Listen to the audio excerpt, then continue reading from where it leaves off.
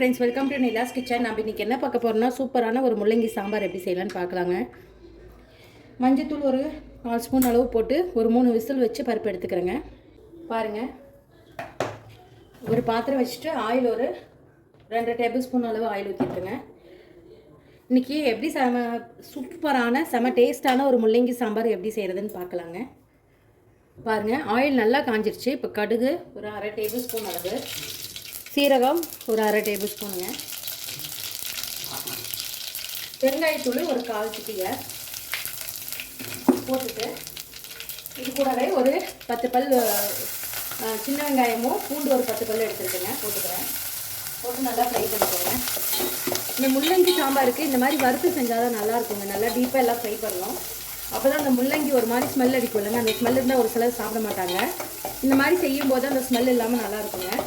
நல்லா வதங்கட்டும் காமிக்கிறேங்க. ஆனியன் நல்லா வதங்கிடுச்சு. இந்த ஸ்டேஜில் நான் ஒரு 1/2 டேபிள் ஸ்பூன் வரமிளகாய் தூளும் 1/2 டேபிள் ஸ்பூன் வீட்லேயே அரைச்ச குழம்பு மிளகாய் தூளும் ஆட் பண்ணிக்கிறேங்க.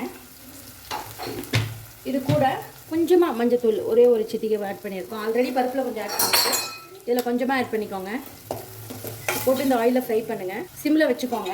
சிம்மில் வச்சு ஃப்ரை பண்ணிட்டு ஒரு 2 பெரிய தக்காளியை நான் கட் பண்ணி எடுத்துருக்கேன். அதையும் போட்டு இதிலே வதக்கலாம்.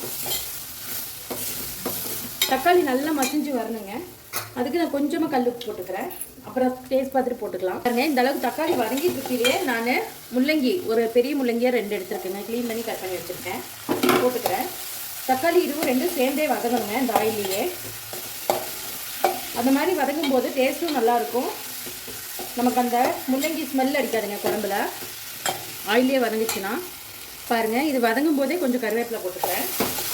ஆயிலே வதங்கிட்டோம். பாருங்கள், ரெண்டுமே நல்லா வதங்கிருச்சு.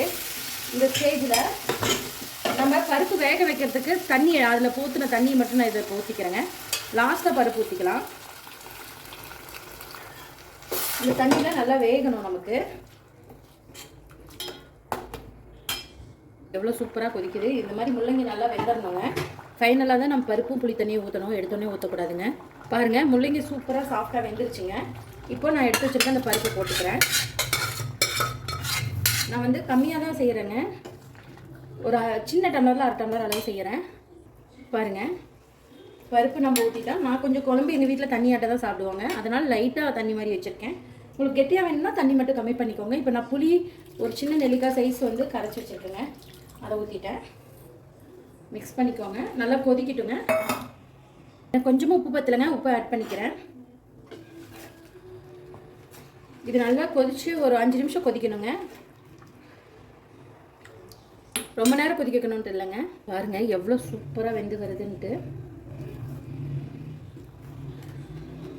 இந்த பக்குவத்துக்கு நமக்கு வெந்தால் போதுங்க. இப்போது ஃபைனலாக வந்துட்டு கருவேப்பிலை கொத்தமல்லி தூவி நான் ஆஃப் பண்ணிடுறேன் அடுப்பை. ஃபைனலாக கொத்தமல்லி கருவேப்பிலை தூவி ஆஃப் பண்ணிடணும். பாருங்கள், சூப்பரான ஒரு முள்ளங்கி சாம்பார் ரெடி. கண்டிப்பாக ட்ரை பண்ணி பார்த்துட்டு கமெண்ட் பண்ணுங்கள். தேங்க்யூ ஸோ மச் ஃபார் வாட்சிங். பாய். பாருங்கள், பார்க்கவே இவ்வளோ சூப்பராக இருக்குங்க. டேஸ்ட்டும் நல்லா இருக்குது. நான் ட்ரை பண்ணி பார்த்தேன், இப்போ தான் செமையாக இருக்குது. இந்த மாதிரி ட்ரை பண்ணி பார்த்துட்டு கமெண்ட் பண்ணுங்கள். பாய்.